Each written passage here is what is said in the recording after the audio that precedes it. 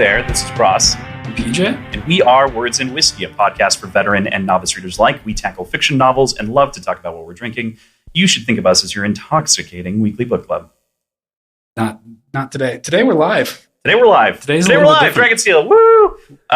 Yeah! We're very excited to be here. This is very, it's truly unprecedented. I think PJ and I talked about this a little bit last night when we were practicing. Not that we dry ran this or anything. We recorded a bonus episode about our trip woes on the way here. But it's truly ridiculous. I mean, to even meet people who've heard of the podcast at all, it's insane. Because we literally started doing this during COVID just as a fun thing with each other. And it was you ridiculous. Bullying me into reading. Yeah. And I'm glad it worked out. Yeah, it's entirely. Great. This is a ton of fun. Yeah. So usually we would talk about what we're drinking, but we're here at a conference, so we're not drinking today. Yeah. So PJ, what was the most fun cocktail you had this weekend? We'll start with that. Most fun cocktail, I think. It's not the weekend. Yeah, it's Tuesday. Right. Yesterday I had a cocktail called Camera Shot, which I really liked. That was rum and champagne and I think passion fruit and coconut. Yeah. So that was my favorite. Yeah. What was yours? I think mine was the very interesting mezcal sour. What they call it? Basically what it was tequila mezcal, a little bit of ancho reo pepper, so it had a little bit of spice to it, and then lime. It was tasty. And it was at the same place. That was at the Ivy, which is right across the street from here, at the Salt Palace in Utah. Yes. I can't believe we're here still. Cool. All right. Well, we have some stuff to talk about. Today is going to be a shorter than usual episode. But before we go into that, PJ, do you want to talk about the concept at all for people who might not know the show? I mean, yeah, I bullied you into it, but why did I bully you?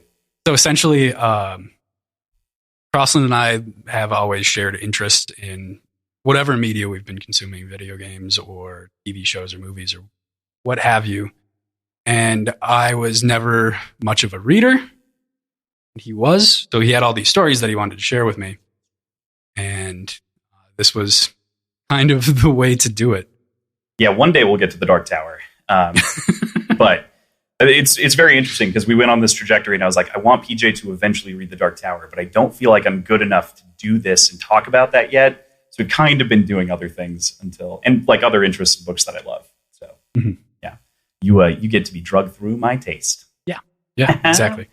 So we treat it like a book club. We do 70 to 100 pages, depending on the book, a week.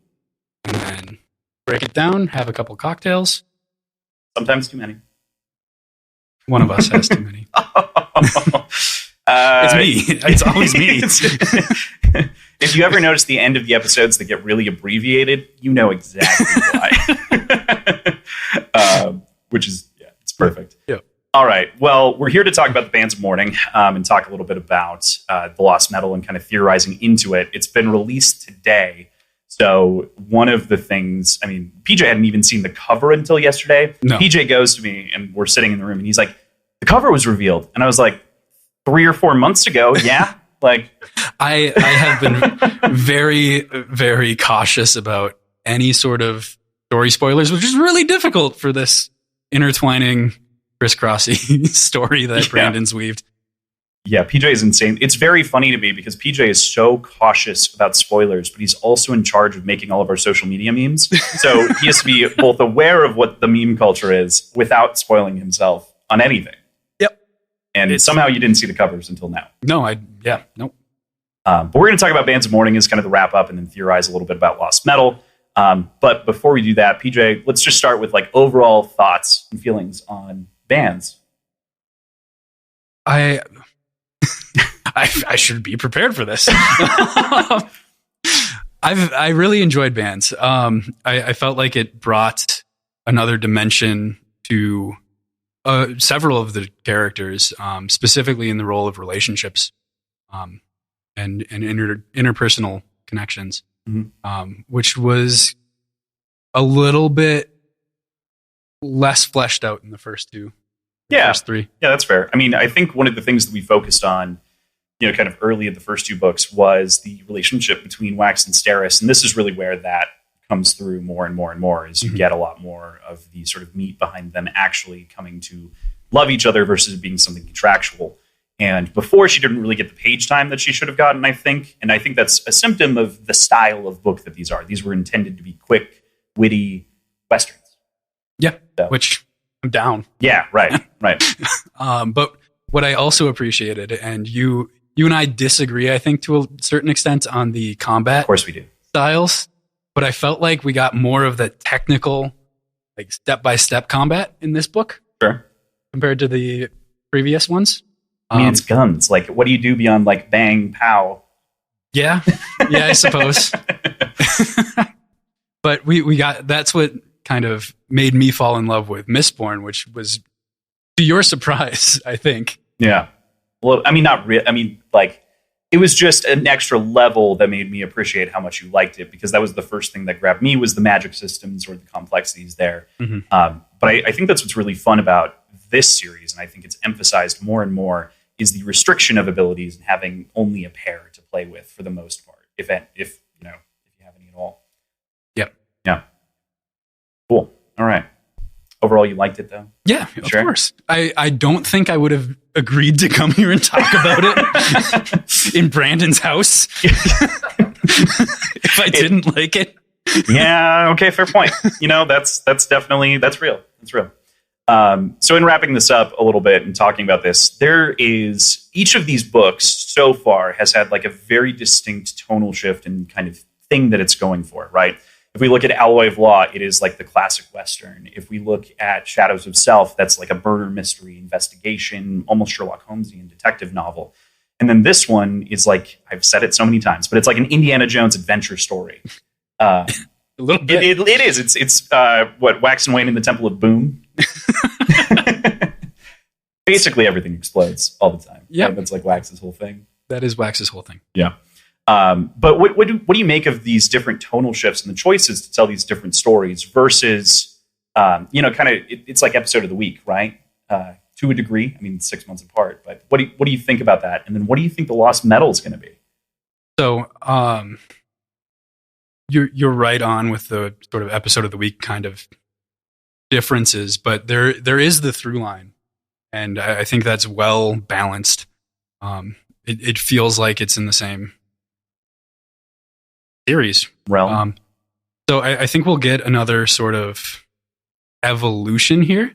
I think that the Lost Metal will start off with a time jump like we did in Hero of Ages. Yeah. What? Right. Sorry. Yeah. Right. Okay. And we'll see another advancement of technology, more integration of these weird artifacts that they've found, weird technologies. I still think it's an entirely separate magic system, but that episode hasn't even came out yet, so no one knows your entire diatribe about At Metal. Yeah. All right. Yeah. We'll see. There are times that I know that you turn off your camera when you make facial expressions. Yeah. Because you can't hide your emotions about things that I say. Huh? And now I see them out of the corner of my eye and I don't know what to make of them because I'm not looking at you. Fun. It's a fun game that I get to play. Right now it's dangerous. Mm-hmm. Yeah. I'll spoil you just the tiniest bit. There's a time skip. Wonderful. You got it. Okay. It's a flashback. That's a time skip. Okay. All right. So opposite. So we're not getting into. Well, I mean, who knows? You'll know when you open the book, maybe. Yeah. In 2 weeks. I think we're getting planes. Planes? Ooh. Okay. We're getting refinement on those flying ships. All right.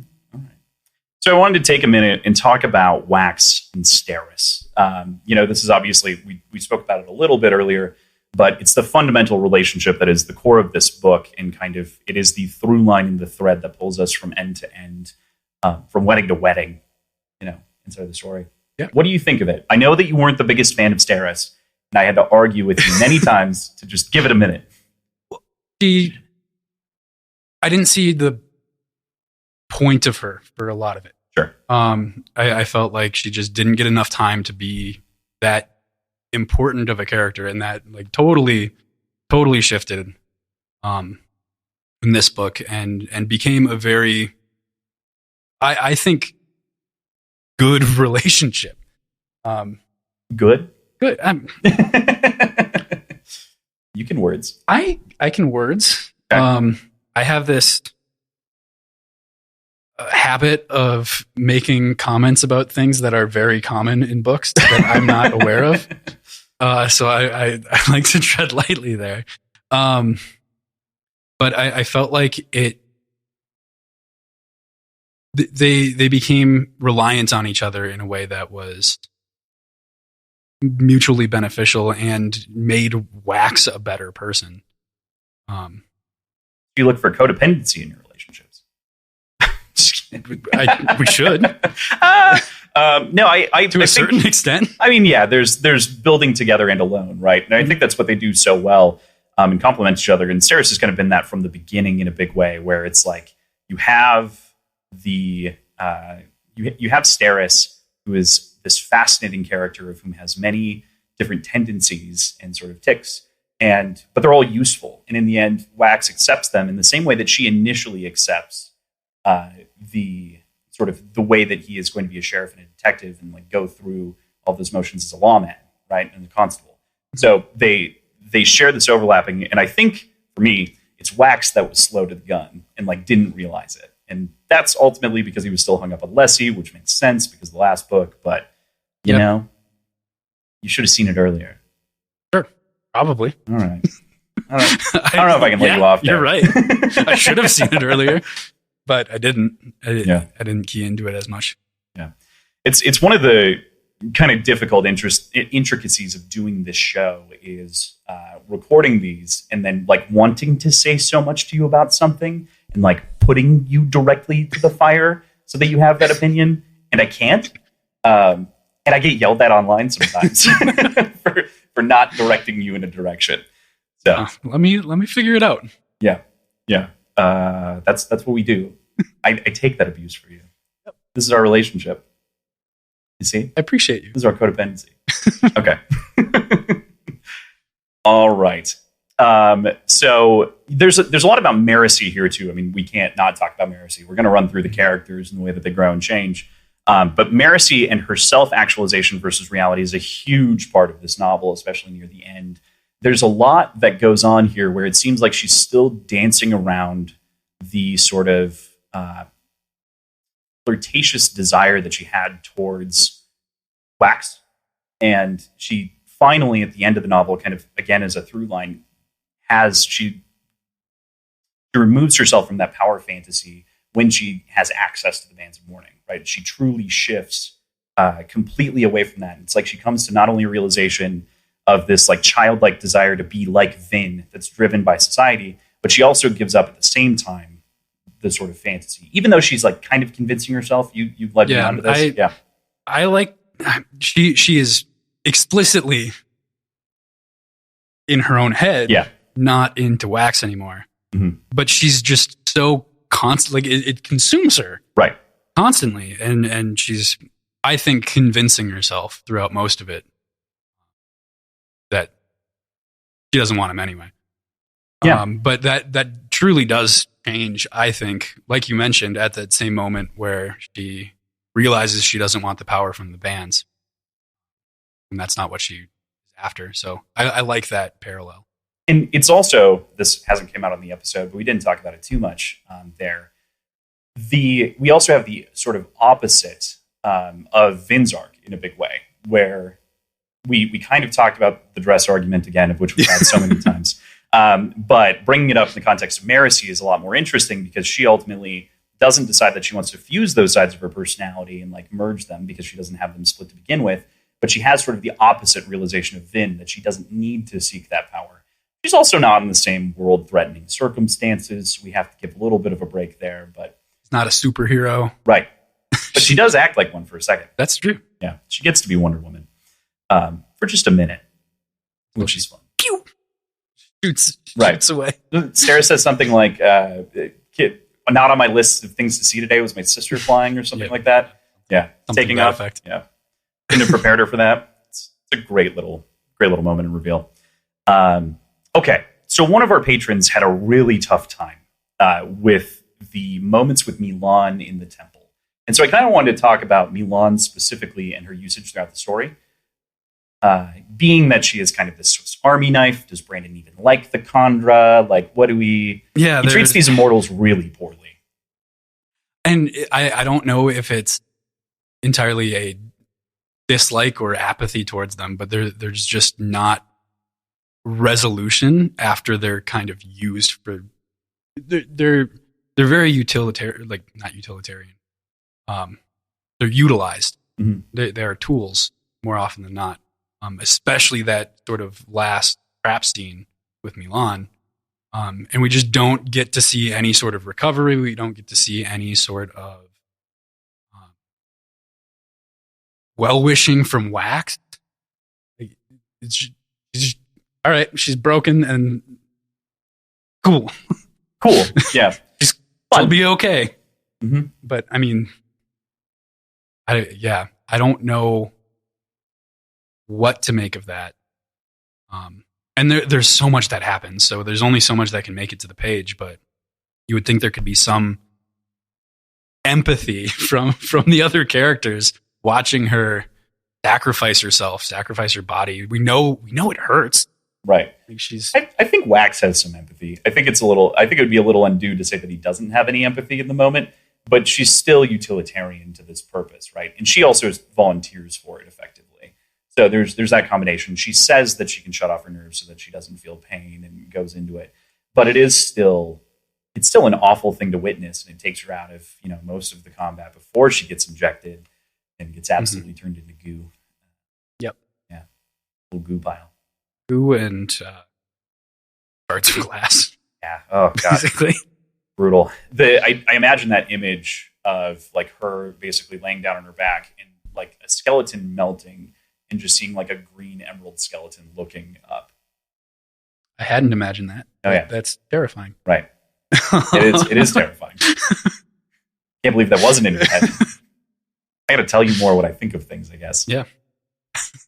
We have a whole podcast to do that. Do your job. Well, I'm trying. But we also get other Khandra, right? We get a little bit of Vendel early on as this sort of interesting messenger for harmony, right? What'd you think of Vendel in his little, get up, song and dance? We didn't get a ton of it, Yeah. So I forget. That was only 2 weeks ago. I really I'm blanking. Oh, okay. All right. I'm totally blanking. Vendel, the dude with the projector, the crazy. Yeah. I mean, yeah. But the specifics about the character itself. Okay. See, this is a question that I would cut. You see? Yeah. This is cutting room floor. All right. So, one of the interesting things looking at interesting, if I say interesting one more time, smack me with the water bottle. Okay. All right. Hold me accountable. Okay. The implications of the band's Mourning, not only on the access and the power of ferrochemy that can be utilized going into the future, but their ability to also store allomantic capabilities is one that we are blissfully unaware of. I want some speculation, not only into sort of the mutually assured destruction that seemed like the band's Mourning are almost treated like a nuke at the end of this novel, or like nuclear technology. So what do you make of that? And what do you also think of the science that goes along with science, the ferrochemical, whatever that is? Well, this is part of the reason why I truly believe that what we're dealing with is another magic system. Because it feels like it goes along with the same sort of external interactions that hemalurgy does, but in sort of an inverse way. Sure. So I don't. Just waiting for more. What's odd to me is the fact that they haven't been obliterated by harmony. Like if they were truly a relic of like destruction, and he didn't want that to come back to the planet, why was that not taking? I am trying to figure out exactly how much influence he could have had. Yeah. When he wielded the power. Sure. And was like reforming the world. But everything around this new race of people and this new technology feels like maybe it was out of Harmony's control in general. So I always like to think of them as a control group. Like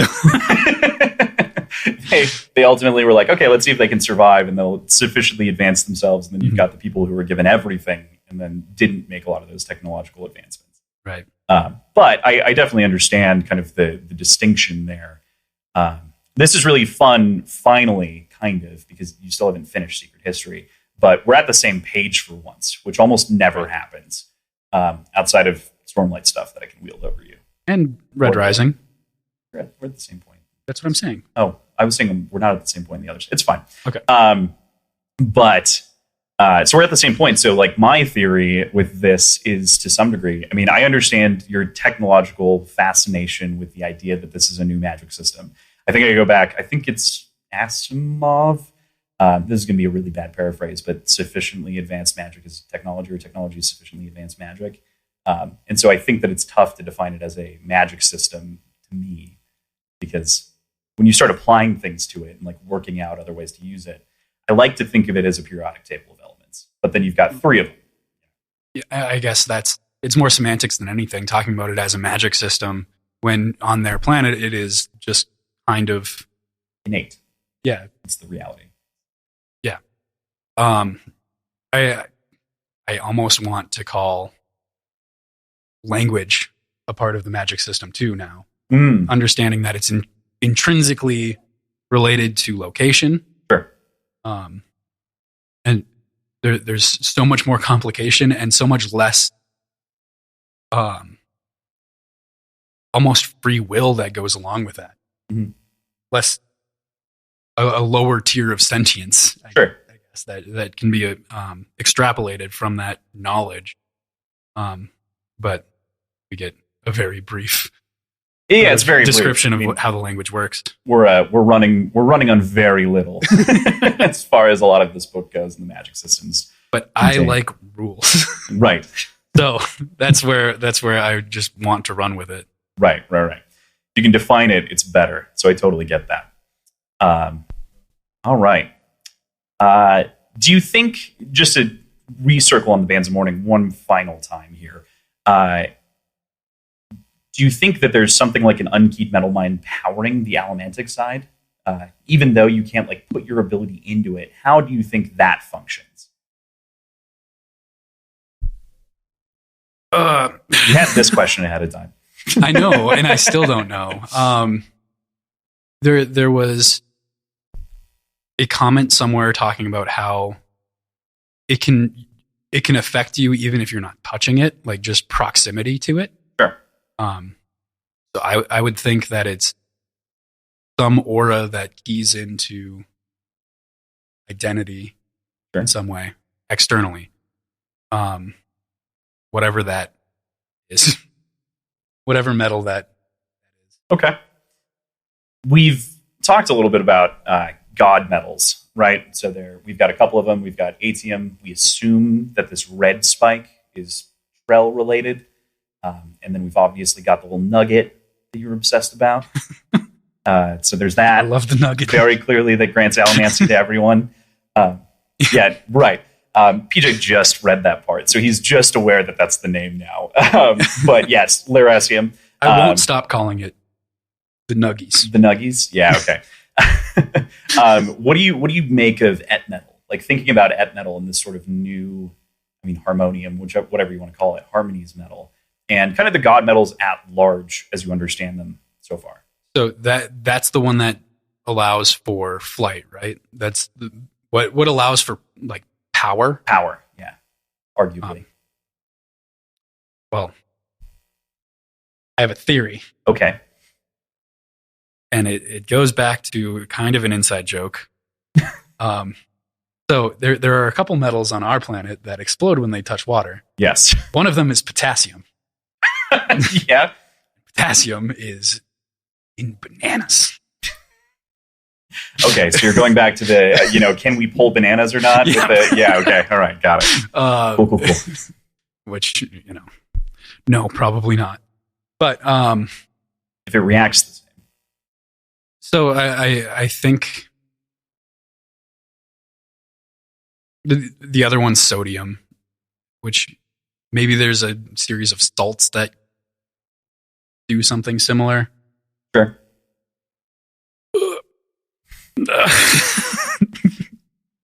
But it's from a god. That's my thing, man. Yeah. All right. Well, fair enough. But it seems like something that acts externally, almost like a battery.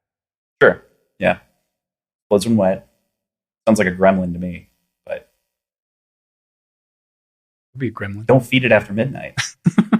It'll multiply. Or maybe do feed it, and then you get more cubes. It just makes sense to me. Cool. So the darkness of these men, I love the moment of reflection that's near the end when Marasi sees Wax and Wayne kind of fighting around the scene, right? And they're kind of jumping around and taking care of everything on the ground as the book kind of ends. It's one of my favorite scenes in the novel. Did you have a favorite scene, and what did you make of that one?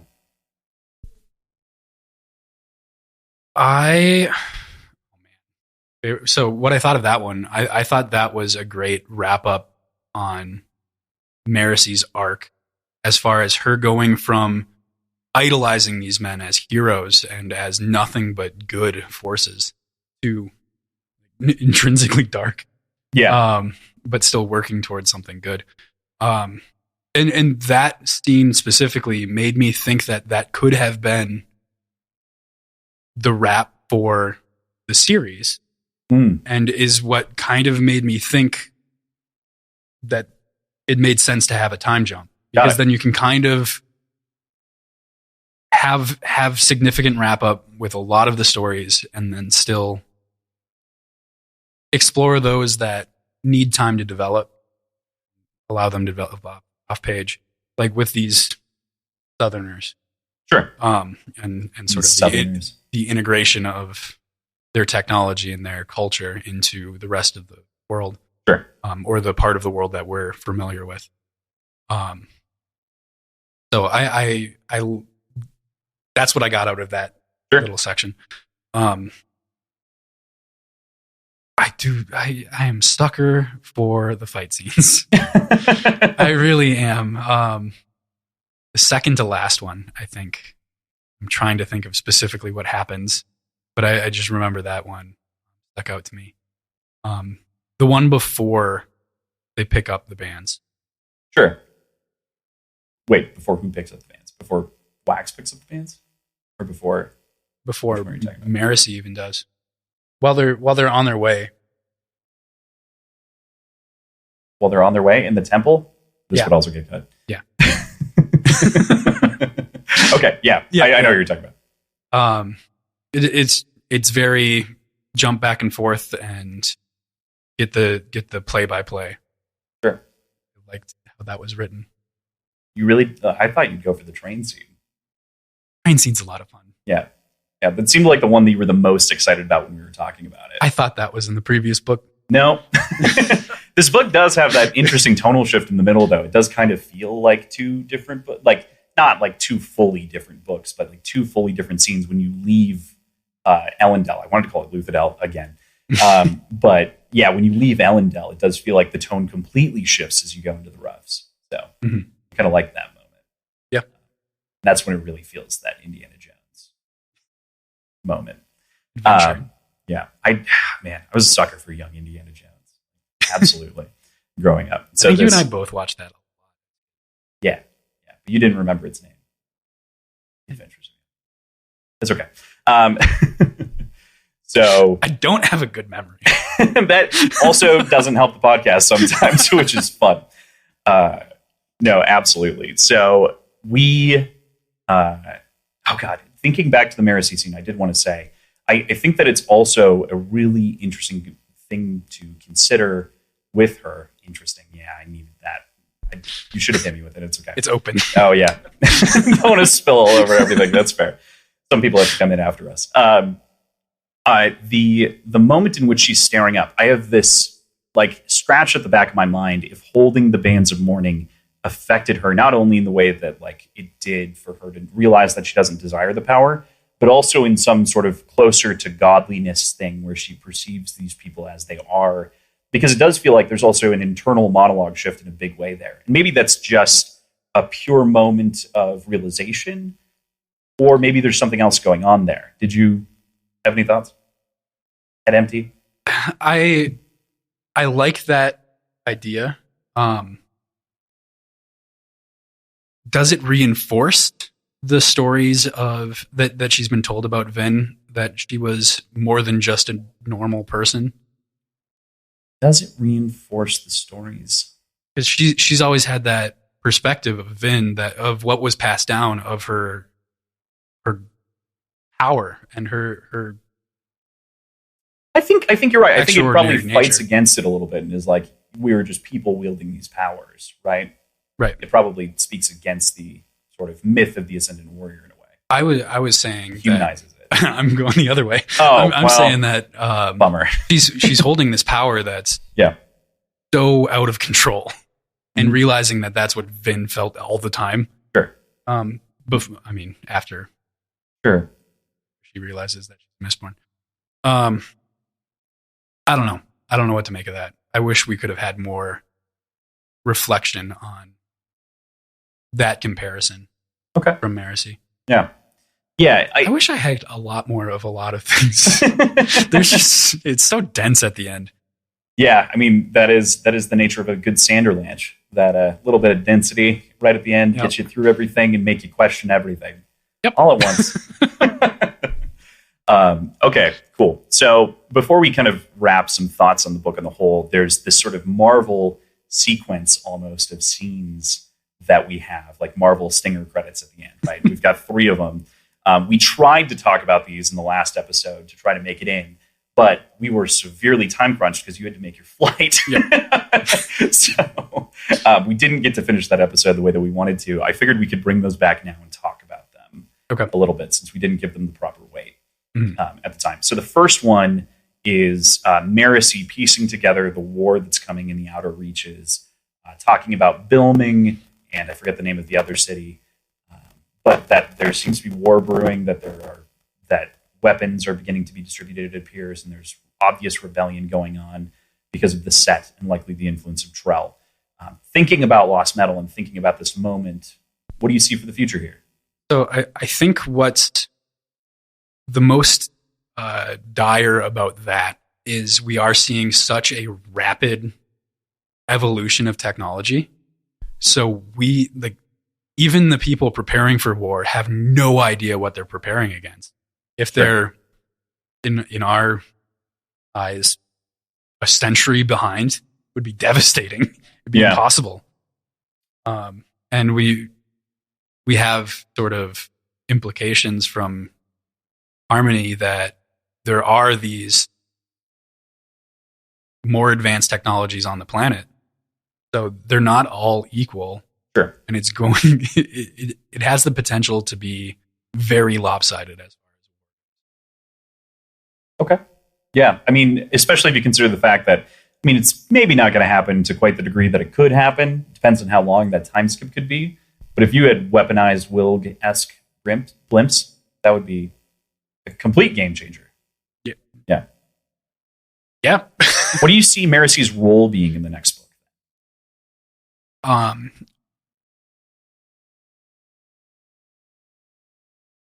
I think maybe another rise in the ranks of the constable force, but I could see her shifting into a military position. Okay. Shifting into a sort of a commander position. I think she would do a good job there. Sure. Yeah. That field research kind of thing playing its role finally in statistics and kind of working that out, not as a method to quote at people to say that they should be doing things that way, but instead acting upon the things to make change. Yeah. Okay. I see that. I can get behind that. I came to this brutal realization that we totally skipped Wayne in everything that we talked about so far. So we're going to just skip back just a little bit here. Wayne has a really interesting place inside of this story. That's A really interesting place inside of the story that is really it's difficult to parse because he almost goes from cartoonish to extremely solemn in a couple of pages, which is kind of his game, which makes sense. But what'd you make of Wayne's arc? And we specifically kind of mentioned a little bit about his dependencies, potentially on alcohol to bury things, even. What'd you think about that in the end? Do you still kind of have those same feelings? Talk about Wayne. We didn't see a whole lot of substance use or abuse towards the end, did we? Sure. No, I don't think so. I don't think we did. But we do get Milan. Yep. And their relationship blossoming. We also get his motivations changing. He's not even thinking about the daughter of the man that he murdered anymore. At the end of this, he's thinking about the daughter of the inventor. Yeah. Right? Right. Because it feels like it. Agreed. It feels like it's almost something that he can make up for with the daughter that was wronged. It's like he can put positive in the world because she wasn't receiving that message necessarily, even though he still feels the need to help her. Yeah. Yeah. And I wonder if you can point to something that happened in Alloy of Law when he was talking about the accents and how he's not. He says that he's stealing them. Right. And to a certain extent, he's stealing a part of their identity. How dare you bring up that word in this conversation? And when confronted by that person, it was mentioned that who he was in. He's almost taking responsibility for the death of her father because he was impersonating. That is guy. kind of a Wayne-esque trade. That makes sense. Yeah. Okay. And that brings it even more into language and identity and okay, for the people at home, because I think we haven't talked about this on air, can you go into that theory, wild, harebrained scheme of yours? I don't know if anybody else is able to copy. Like I feel like there could be a unique ability that Wayne has to steal these accents. Because it's so tied to identity. I don't. And he's not just a good impersonator, necessarily. He takes on personalities, and there's no sort of implications otherwise, but it almost seems like he's just straight up stealing the personality as opposed to making it up. Okay. All right. That's where my head's at right now. Sounds good. Super reasonable. Yeah.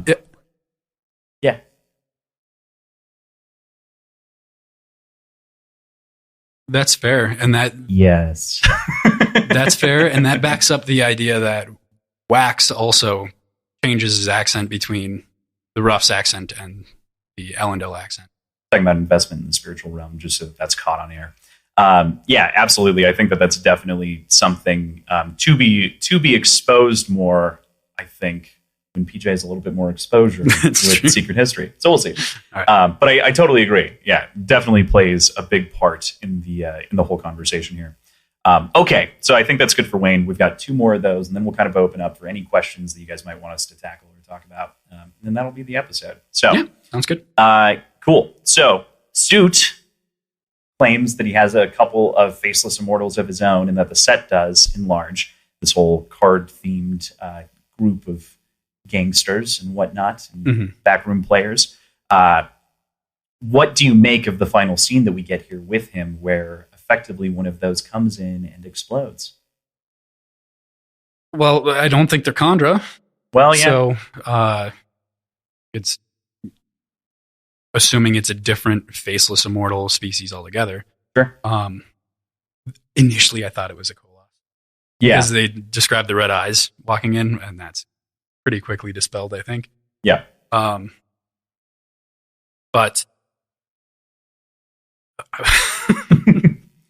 what do you? I have no idea, man. There's just so much more out there than what we had initially thought, or than what we had initially been exposed to. including new races of people. Yeah. And there's a lot of like different notes of the red and Trell and kind of the connection therein, right? Like the Trell spike that Harmony's unaware of, and then the red sort of depiction that he gives of like he's keeping something out. And the red haze, yeah. Yeah. So that makes sense. Yeah. That there's sort of the parallel chemological or otherwise imbued species. Okay. Cool.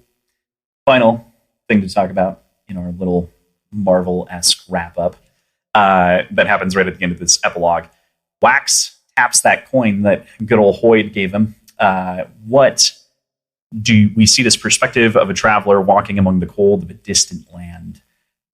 What do you think? What do you make of that? What do you think it is? Who do you think it is? Why Hoyd? Traveler, distant land, cold, right? Yeah, cold. I think this becomes a time travel story of going back and stopping Alendi's journey to begin with. What? You're fired. Somebody else. Can we get can we get someone else? Yeah. I mean, there is the whole spike in the eye thing. You know. Nah. You've no theories. Head empty. Well, there's sort of the Kelsier aspect of it, but is this far off land on Scadrial? Okay. Or is it a different planet? It feels like it's the Southern Scadrians. I feel like it's pretty indicative. There are some signs that are inside of that scene. I don't trust signs that well. You are the most skeptical person that I know, which was, I thought, a boon to doing a show like this, and it turns out to have been a trap the whole time. So, I think Kelsier in the South rallying these other people. Yeah. Furthering his influence as a demigod. And that's a it. False god. Yeah, but why would he do that? Great question. Well, he seems to want to stick his fingers in every pie that he can. And be influential. So maybe to try to stop whatever war might be brewing. Okay. Or win it. Win the war. Kelsier taking over the land as some sort of new Lord Ruler. How is Kelsier here, for the record? There's that entire side of things as well. His bones have always been around. Oh, so you think it's a conduit, maybe? It could be. Do you have hair? I guess, do we know if he has hair? I think they described the hair. Oh, yeah, it is just the arms. You're right. It could be a conduit. Probably not, though. Conduit can't tap metal mines, so far as we're aware. So far as we're aware. No. You took the wrong thing from that. Dang it. All right. Well, I think that's... I mean, do you have any other theories or thoughts that you want to dump about Lost Metal before we start asking for any questions or anything else? Well, I was really hoping we'd get a cover with Wayne holding a gun. Again? Yeah. Because of that last shotgun scene. He's not. Brutal. Too bad for you. Too bad. That's it? I just got the book. Looking at the cover. You have only had a day with this. There's not enough detail in the background to know if it's like a new era of anything or new technology. It looks intricate. It looks like a well-made palace. Is that Wax's home? I don't think so. Huh? I don't think that's it.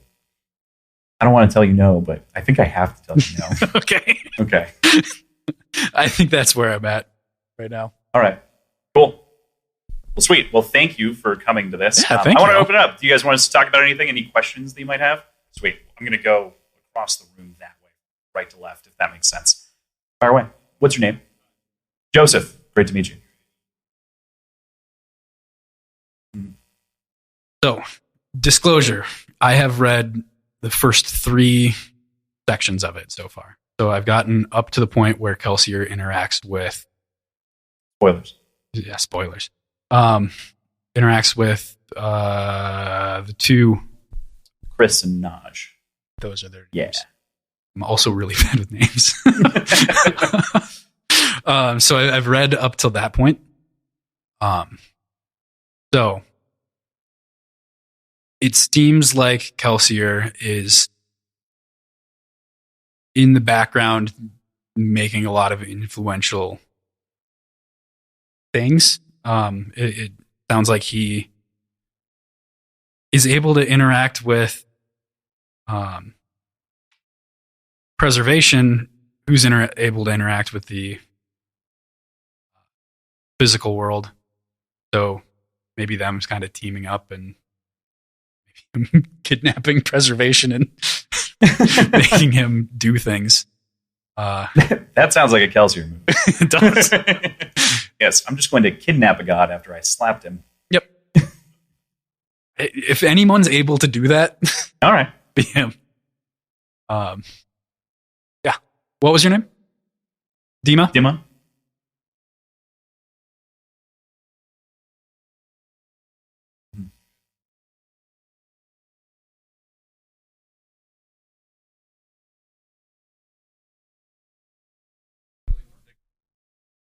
Yeah.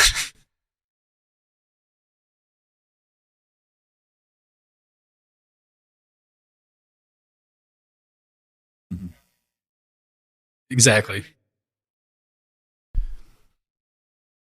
Yeah, I think that yields a very fun place to start from a storytelling perspective, because we do have like this sort of generational Western for a while. And then if we take a big time jump, we then get to start to approach some really interesting questions that also makes me scratch my head and go, it feels like you don't want to end this era, you know, and it, like, because we're sticking in something like this, maybe it is the big dramatic ending to go to a war and see that resolution and then, you know, jump forward in time for the third era to the Industrial Revolution, I think, right? Or the sort of modern spy age, right? The 60s. Yeah, we're in the Industrial Revolution, never mind.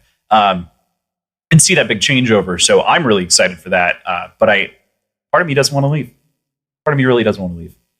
As mentioned off air, I'm a huge fan of The Dark Tower, and there's a lot of fun little references inside of this book, and it reminds me of some of my favorite stuff. So something I was really curious about from the welcome ceremony, I think, or the podcast that they did downstairs. Intentionally blank. He mentioned fighter pilots, and I now know that's from a different book series. But I was really spiraling a little bit about what might be going on. But right, now I know that. You should have seen him. He just started sweating. He's just like, fighter pilots. What could this be? So I've been doing my best to try to avoid any sort of external knowledge on these stories, but it's been so difficult. PJ also isn't on social media, so doesn't. That kind of. You kind of use Reddit. You Yeah. kind of use Instagram once a month. I give you the things to post for us. Right. I'm in charge. Look at me. I'm the captain now. All right.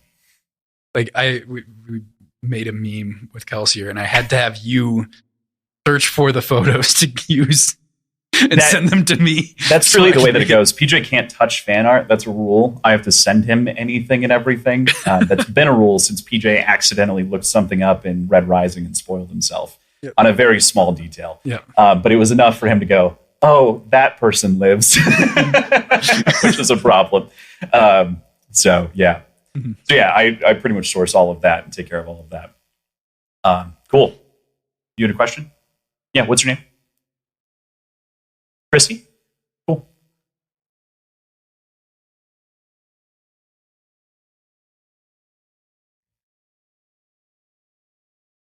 Mm-hmm.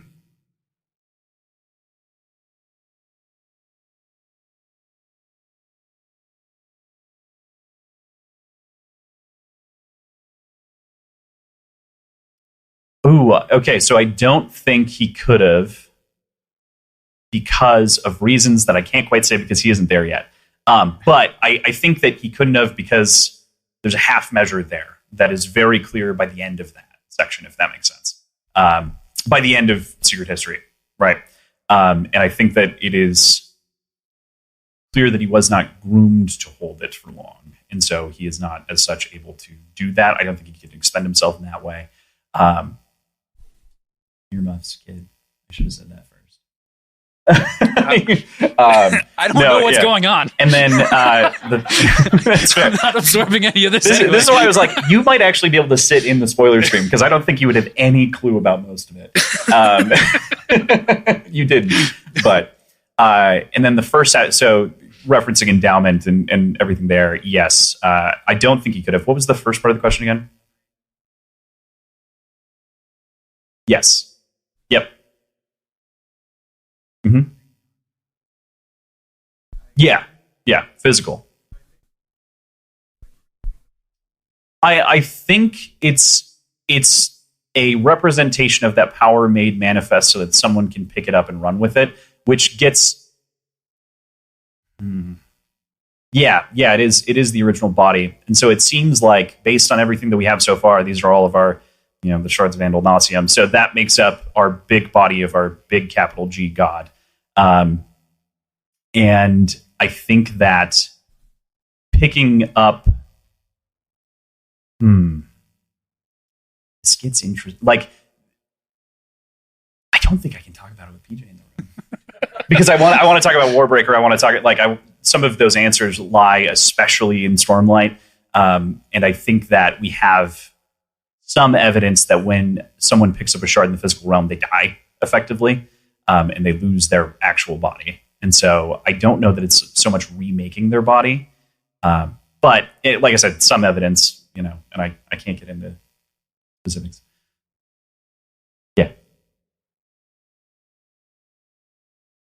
Yeah.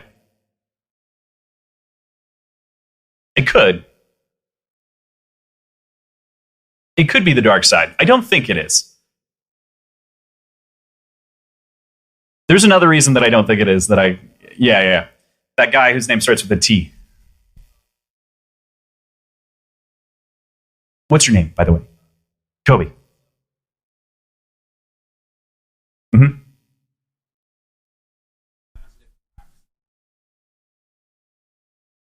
Mm-hmm. Yeah.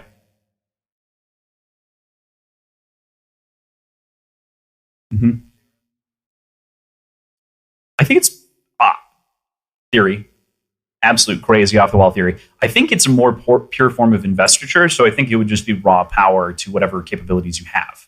So I think it would just extend similar to duralumin, but not. It would be the fuel for it as opposed to the metal of steel in the case of wax, right?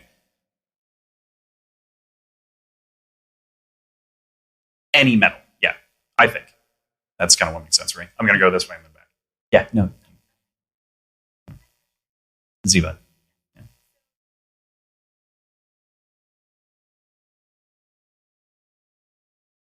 Mm-hmm.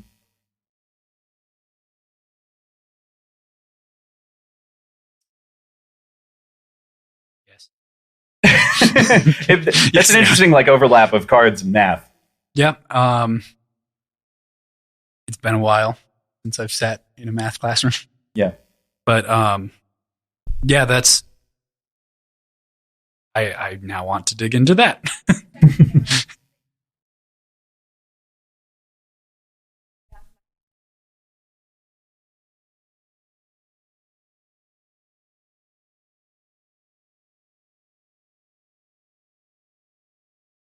I think they're not that smart. I think they're being manipulated pretty clearly. So I think it's like, you get a bunch of smart people together and you put the mastermind that's actually behind puppeting everything. And I think that they're like, oh, we've built this organization. We're going to take over the world and we're going to do all these things. And ultimately, even with the end with Suit, it seems as though Trell was never really, yeah. That's my take. I like math.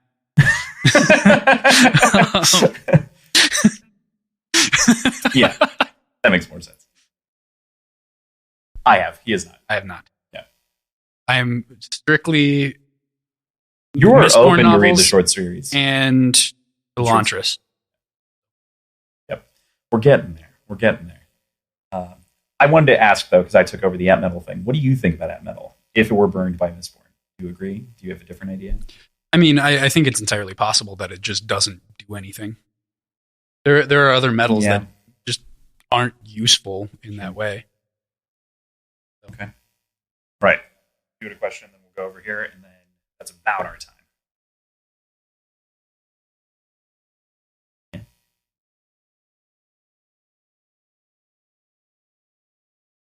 Yeah, in theory, I mean, agreed. That I think is kind of the danger of At Metal to begin with, but I think theoretically, that's kind of my thought process, right? Is like, if you could burn it, like if Wayne is probably the example that we would get, I would imagine, I think that it would just fuel his bend alloy so he could run a continuous stream of time bubbles, running, dropping.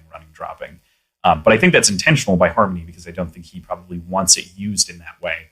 He's intending for it to instead be a power source for technology as opposed to a limitless fuel for allomancy. And that's a big assumption. I'm not sure that that's it.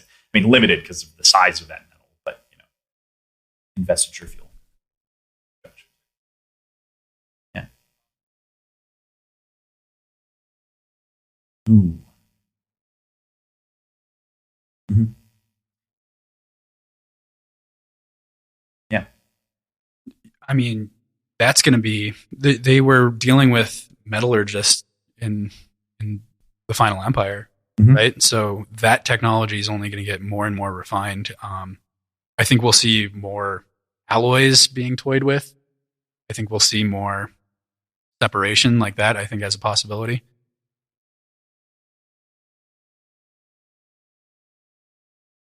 Yeah. God metals are interesting where it's like, can it not? Yeah.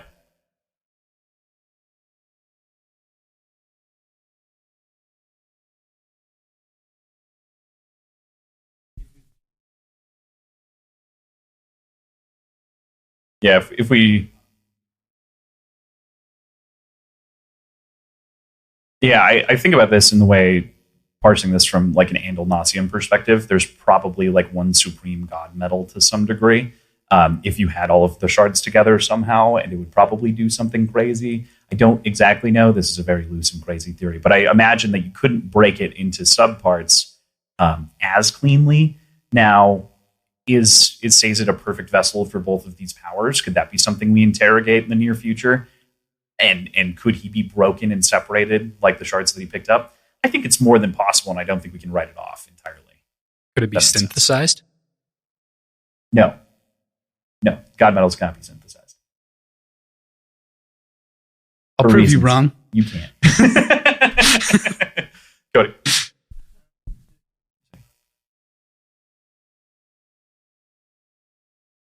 I think that, yes. I think that was the...